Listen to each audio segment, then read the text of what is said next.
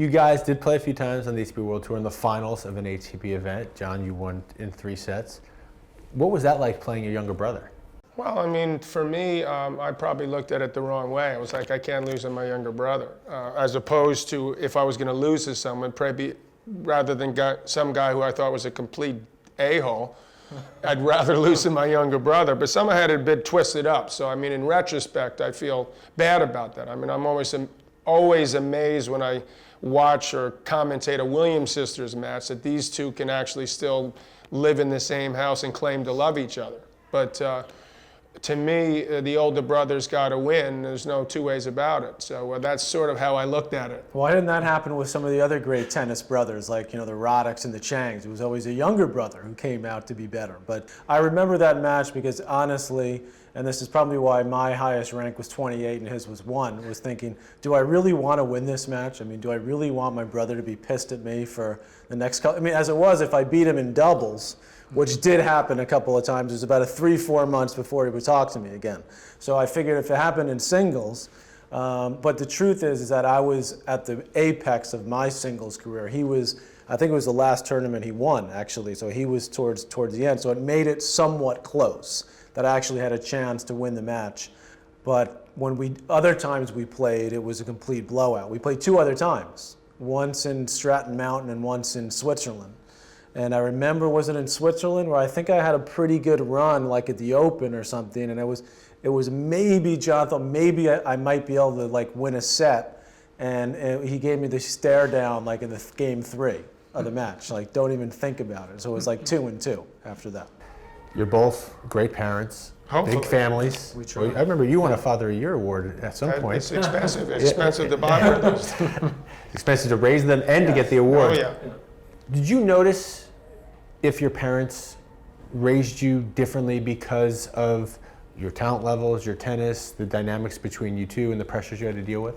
That's something I think about now that I have my own kids. And to be honest, I think they gave us a lot of opportunities. And so I think, I think about when I was a kid going to tournaments or, on the weekends going to play on Friday nights and our parents would be involved in that. But I also think that there is a level of kind of letting us do our thing a little bit more. And as John said, we all played other sports, so we didn't play tennis all the time. It wasn't 24/7 tennis. And, the world has changed, not just in tennis, but in a lot of activities for kids and sports for kids, where I think it does get to be too much too soon.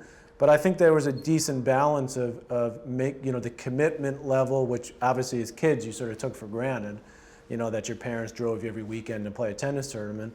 And also, I remember my mother's happiest day when I got my license. And she was like, you're on your own. Go to your tournaments by yourself, when I could drive to tournaments myself. So maybe his recollections are a little bit different. I mean, he started a little bit later than me, but that's what I remember. I think that we were lucky enough to live what we thought was a reasonably normal upbringing and existence. Living in New York, okay, it's a different energy, obviously, than other cities. But what we were part of seemed normal for where we lived, and that was good. I think that's really important. If my mom is saying to me, look, I would love you to be a lawyer or a doctor, subconsciously, at the very least, it's taking some pressure off us, the expectations of, say, my dad saying, like, I know you can do it, or you can do whatever you want in tennis. So there was a yin and yang that was necessary because obviously parents can sort of get caught up and live you don't know anything about that, Justin. Wasn't sure what you're referring live to. Vicariously off their kids. And so fortunately for both of us, my mother was a nurse, for example. Until I was a teenager, she would still, was an operating room nurse. My dad obviously was a full-time lawyer. He did eventually start managing me. But he had a job. Too many of these parents, they live and breathe, they put incredible pressure on these poor kids. And it's a shame, and if you don't think that's part of the problem here, you're dead wrong, okay? I couldn't disagree with it more. How else can tennis change, or how does it need to change? Well, there's a lot of things. I mean, starting with how long the matches go. I mean, people say, we talk about the Isner match. I mean, that was a travesty as far as I was concerned. That we should have changed the rule the day after that match. It would have been a great opportunity to say, this is something we'll never see again, thank God, for these poor guys who were affected for 6 months either physically or mentally, that they had to go through this torture that they went through on the court. But nothing seemed, we don't have tiebreakers in the fifth set. It's not 4 or 5 hours isn't long enough. When we watch Djokovic and Nadal go at it almost 6 hours. I mean, these guys, it's amazing. But I mean, we're pushing them to the limits where I think ultimately you're going to see the effects of that. There's no possible way you wouldn't. And of course, Nadal, who's arguably, to me, the greatest player that ever lived now. I mean, you got to put him in the same discussion, at the very least, with Federer. And I think you can make an argument he's better. We want to protect this guy. I mean, we don't want to put him out there and force him. I mean, you mentioned Djokovic and Davis Cup. How many of the top guys are playing Davis Cup at this stage? I mean, Djokovic I was at his, and you were too, Justin, at his fundraiser in New York. It's Monday night. He's playing, Tuesday night, excuse me. The day after He's the playing US Monday Open night. final. He's got to play Friday in Serbia. I mean, what kind of idiotic schedules are we? And by the way, I was doing things similar to that when I was playing Davis Cup, and we're like, what? It just answered your question. The Djokovic-Burdick match was the only top 10 encounter during the whole 2013 year. Well, I think I'm not. I don't think that going to a fifth set tiebreak solves the issue. Well, that's a start. That's a start. Just a minor start that we can, at the very least, could we get that? Yeah, to me, it's more go to 2 out of 3. I mean, I think that's the biggest question facing tennis. And the majors will tell you that they can't do that because it wouldn't be the majors anymore. I disagree. I think it would still be the majors. There would still be Wimbledon. If you go back and look at every result of every Grand Slam played, it's not going to affect that many matches. The better player is still going to win most of the time. And you could even make the argument that if they went into the match knowing it was best of 3 rather than best of 5, they might not get down 2-1. So, but again, you have to look at the long-term benefits. Is that going to bring more viewers to tennis in a shorter time frame? I'm not sure any of us have the answer to that, but I certainly think that what we've all been talking about for years, and it's probably never going to happen in our lifetime, is revamping Davis Cup and making it every other year and making it more of a team event. Maybe, if doubles became more important in Davis Cup, then guess what? All the top guys would play. If doubles was played, you won 3 points in doubles instead of 1. I can guarantee you more of the top players would play. On that note, if Federer and Nadal focused on doubles and they played the Bryan brothers, who would you take? Federer and Nadal. I would probably take Federer and Nadal if they had enough time to prepare. I mean, you're talking about the 2 greatest players that ever lived. You think that intensity-wise, that they're not going to make these people work for obviously it's a different game because you're only covering half the court. There's a reason why doubles guys play doubles. They have trouble covering the singles court, and so they play doubles. And God bless them for it, okay? But don't sit there and tell me that these guys couldn't adapt and make life miserable for these guys. Like an Agassi, he's not a bad returner. Yeah. Or Djokovic, you're going to sit there and say, you mentioned the Davis Cup. Okay, he chose not to play the doubles. That doesn't mean that he couldn't have gone out there and played some damn good doubles. No doubt. You two are the foremost broadcasters in tennis, and now you're even a team as a broadcaster. And I know that brings your dad tremendous joy.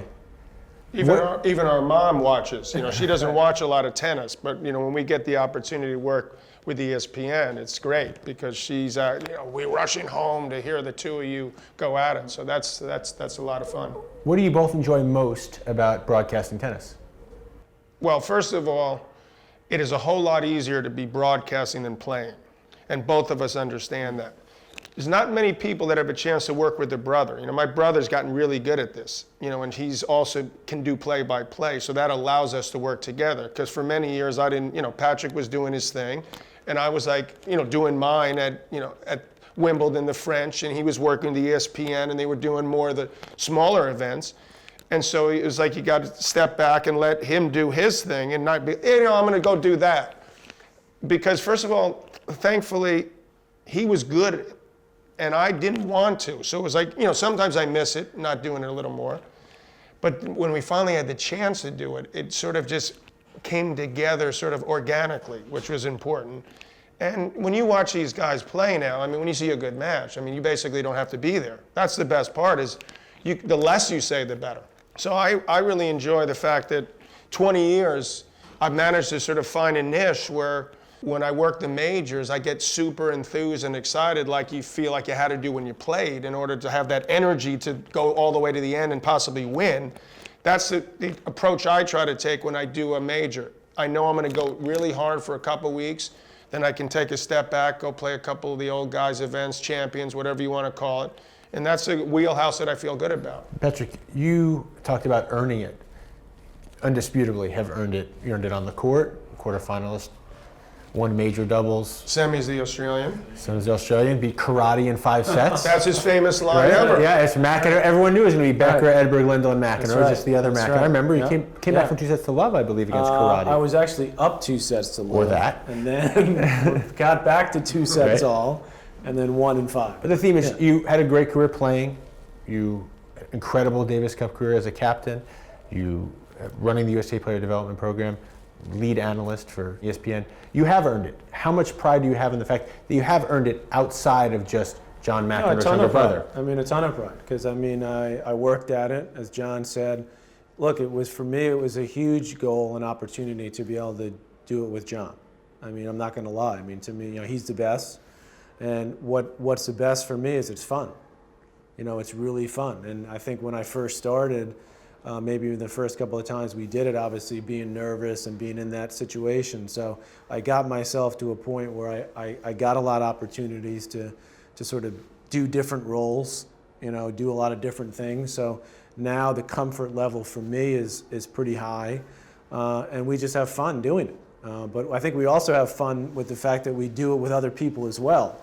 So it makes it still fresh, it still makes it unique. We're both kind of in the same business but doing a lot of different things in it. So I feel real lucky that I was able to take advantage of the opportunities. The key that people want to see is that you're enjoying it. I think that goes without saying. And I think we're starting to get into our comfort zone because we don't work that much together. I think they should get us to work a little more. That would probably be smart, yeah. Patrick, you've coached at all levels, but is that one of the challenges with tennis because of the dynamic that the player hires the coach and most coaches need a job more than the player needs the coach? Well, it is a challenge, but at the end of the day, that's the beauty of that's the beauty of tennis, and it's the beauty of being a good coach is understanding that you better understand that it's not about you. And yes, a lot of great coaches have big egos and are really good at what they do. But I think the best ones and the ones that are able to stay in it for the longest time are the ones that get that you got to get in the mind of the player. You got into the mindset of the player, and you got to understand that they're the ones out there doing it, and they're making the decisions. It's the same as commentary. I mean, you're better off once you realize it's about them. I mean, you can add a little icing on the cake, and that's what a coach does. And that's different than pretty much any other sport. Proudest moments? Was it when because it's also an interesting dynamic. I mean, John, you were the Davis Cup captain for a year. Patrick, you had the longest run of any Davis Cup captain, and you finally won with Right. the incredible team, last generation of really. Well, that was great definitely players. the biggest for me. I mean, to be able to do that, it was a long run, and I had a lot of support from him, from a lot of people, and it took a lot of time and effort from the players. Obviously, were amazing, Roddick and Blake and the Bryans and Marty Fish, and so those guys put a lot into it for many years. So that made it special, to finally do it. John? I don't have any one proud moment. I've had a lot of, I've been fortunate that I've been part of a lot of team efforts as well as individual ones. So if I had to pick one, it would be my match with Borg in '80, the history of that and how that has just played out over the years. Even though I lost that match, it was part of sort of history. So to me, that's my proudest achievement in tennis, that I was part of a historic final at the greatest place to play a tennis match you can imagine, Wimbledon. So, And I was watching that match from a Motel 6 in Fort Worth, Texas, playing in the 14 and under national hard courts. Watching it, like jumping up and down on my bed with my then doubles partner, Ricky Peck, another guy from New Jersey, Justin, that you might remember. And so, to watch that and to be at quite a few of his matches over the years I remember asking him one time, we were walking into the tennis center at Flushing in the wintertime, and it was snowing, and we pulled into the lot, and I said, do you ever think about, the 4 U.S. Opens you won? And he said, no, not really. I just want to go play now. And so that, but I remember those well, and obviously to be able to do the TV with him now is certainly one of the highlights for me.